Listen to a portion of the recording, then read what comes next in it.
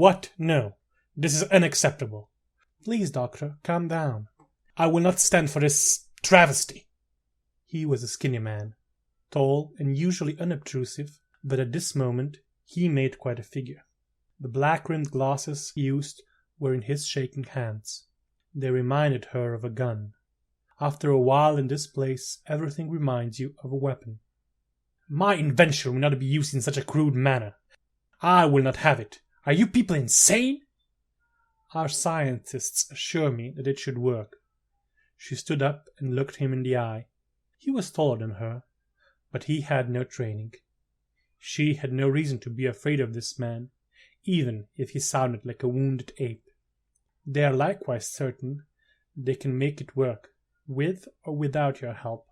Oh, I'm sure they can. A trained monkey could make it work. That's not the point. They want to force a chain reaction and make it explode. It's not really science. It's mindless destruction. Please, you must understand.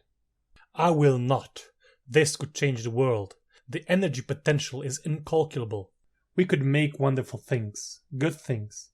And they want to strap it to a rocket and blow it up?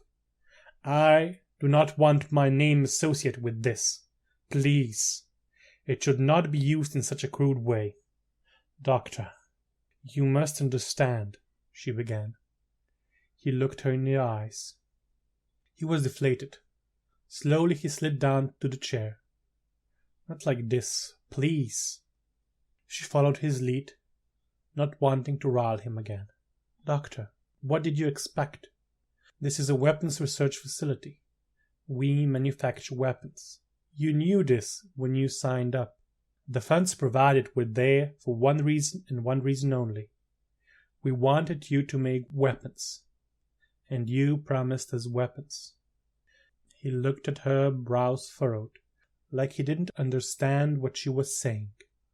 I know you got caught up in the project. You thought that you could save lives. But we must face the fact. You were paid to create weapons, and you are not delivering on your promise. This, she tapped a large white binder in front of him, is the way forward. The only way. You think I'm against this because it's a weapon? Good God! I managed to get a doctorate, so I should hope that you don't think I'm stupid. And I can read, thank you very much. You think I never read a comic as a kid? Of course I know they want weapons. I'm not that much of an idealist. She was speechless. He reached for a small cleaning cloth and started to remove grease and spittle from his spectacles. He was still angry, but the anger was cold now. Or perhaps just kept under a lid. I read stories about scientists that are shocked when their inventions are used for war. How could I miss them? But they are stories, embellishments. This might come as a surprise to you, but inventors tend to be surprisingly smart people. They might claim that they don't intend for their inventions to be used for war. Some might actually believe it. But in truth, we all know what we are doing. I'm quite sure that our dear Mr. Nobel had a few ideas of his own about blowing people up. But what is he going to say? That he only cared about money? And Oppenheimer, do you really think he had a problem with the result? They felt guilty, but they were no fools. The lenses were clear now. The small cloth disappeared inside the small case. Nor am I. I know you lot want nothing better than to find new ways to blow people up. And I have no objections to that.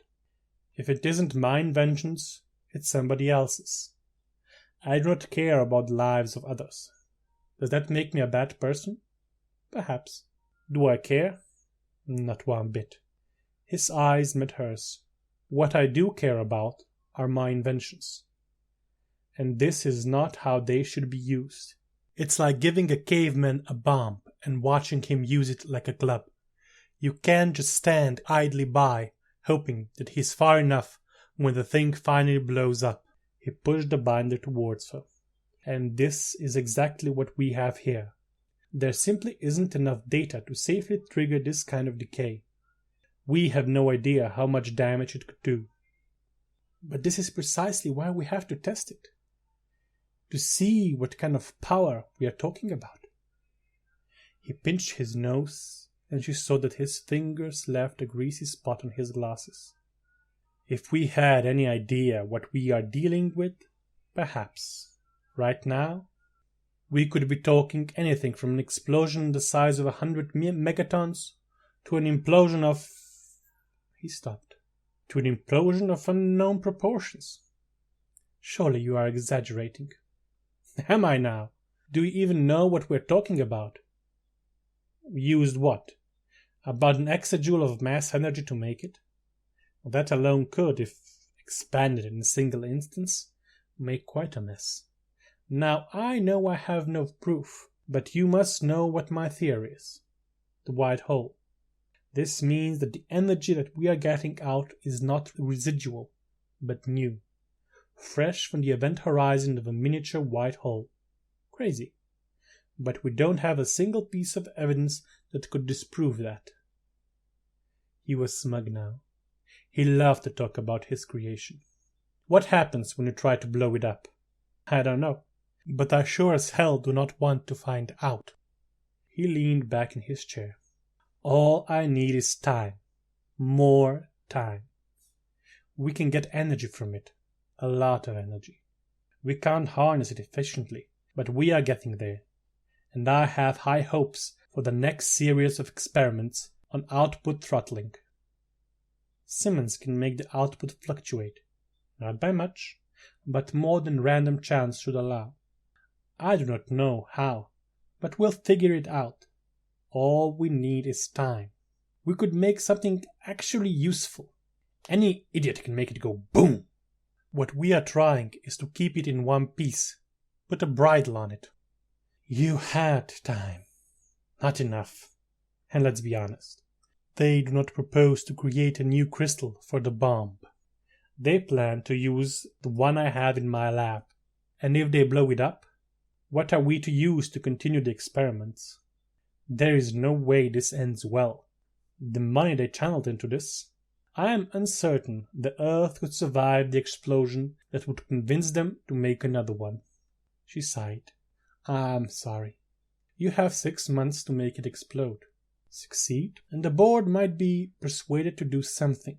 I'll agree that they are unlikely to fund another one, but if it's big enough, they might not lock you up. He sighed. I'll think of something.